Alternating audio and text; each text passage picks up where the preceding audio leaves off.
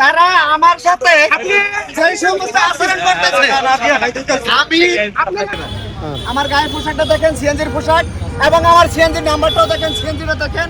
আমি এখানে রাইখা চিন্তা করলাম যে বেচারাদের তো হোটেলটা ভাঙিয়ে বলাইছে, এখানে রাস্তায় ভাত খাওয়াইতেছে, আমি টাকা দিয়ে ভাত খাবো, আমি মাগনা খাবো না।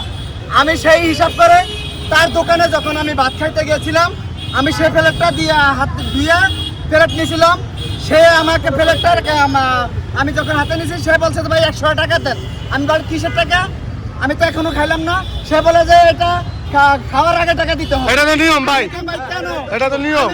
সেটা নিয়ম কি কানুন? শুনেন, আমি নামাজ পড়বো, শুনেন, আমি নামাজ পড়বো, উজু করব, উজু করে আমি তারপরে নামাজ পড়বো।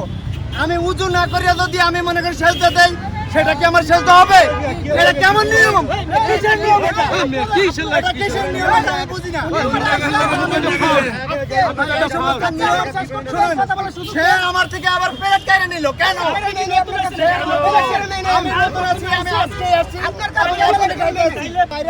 ভাঙতেছে, ভাঙা অবস্থায় আপনি কেন টাকাটা দিলেন না? হোটেল বর্তমান ভাঙা। হোটেল ভাঙতেছে, হ্যাঁ হোটেল ভাঙা, এখন ভাঙা হোটেল। হোটেল ভাঙা ফালাইছে, হ্যাঁ ফালাইছে। ভাঙতেছে মানে